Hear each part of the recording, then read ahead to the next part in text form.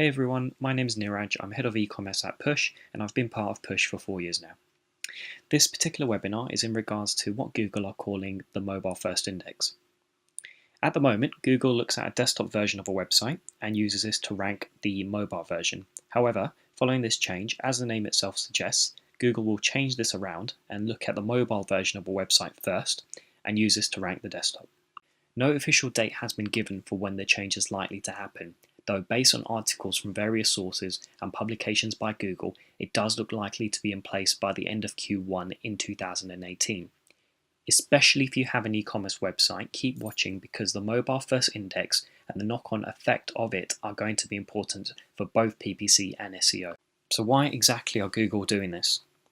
The main reason is because traffic on mobile attracts a greater number of searches than desktop, so Google wants to ensure a good user experience.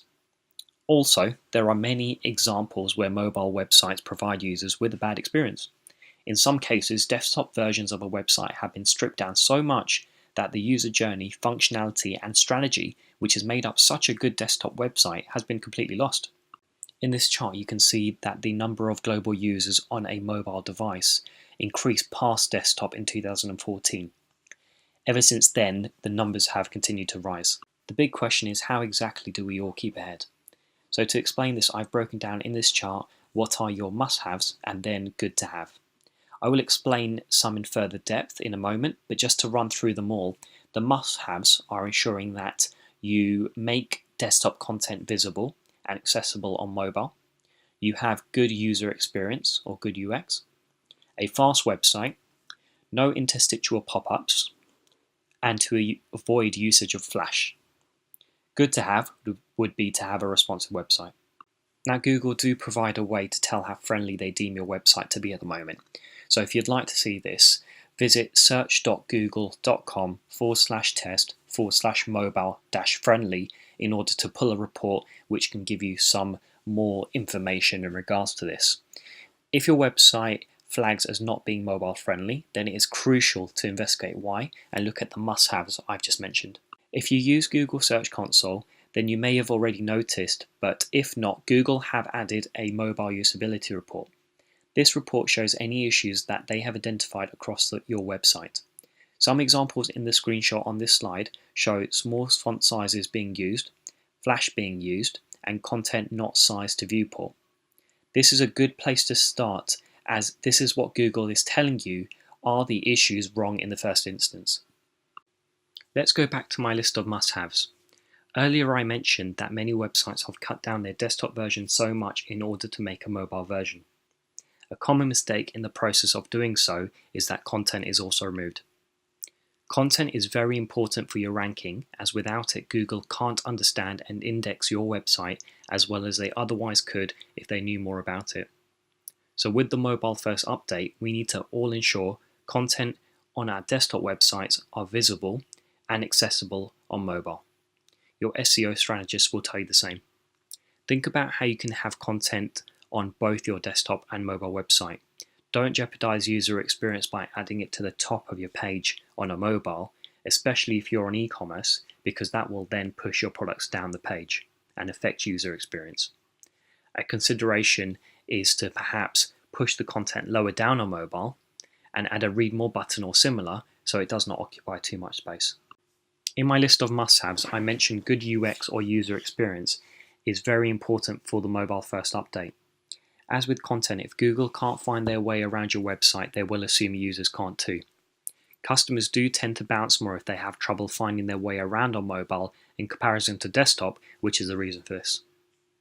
In connection to this point, a few recommendations are to keep away from using dynamic serving or separate URLs for mobile, because then content on a desktop will be harder to find. Also, as flagged up by Google Search Console, don't use small font sizes. Also, keep an eye over usage of Flash.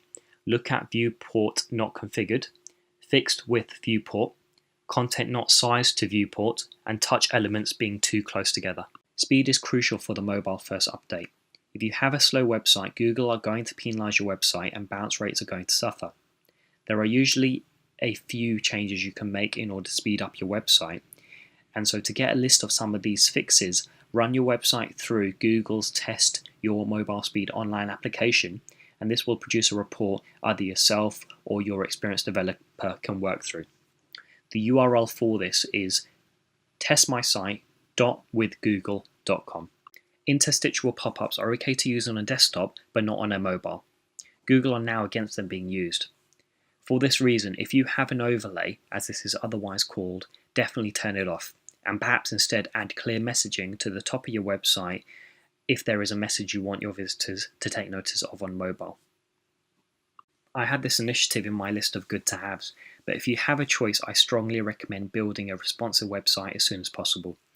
This will ensure your website presents well on all screen sizes, let alone mobile. Of course, this type of website can be costly, but if you want a website that is going to run seamlessly and protect you against further updates that are more than likely to come about, over the long term, it's a no-brainer. If we ignore taking action now, then to be completely honest guys, Google is already favouring mobile websites, so your website's probably already taking a hit if it's not friendly. This change seems to simply be making things more official.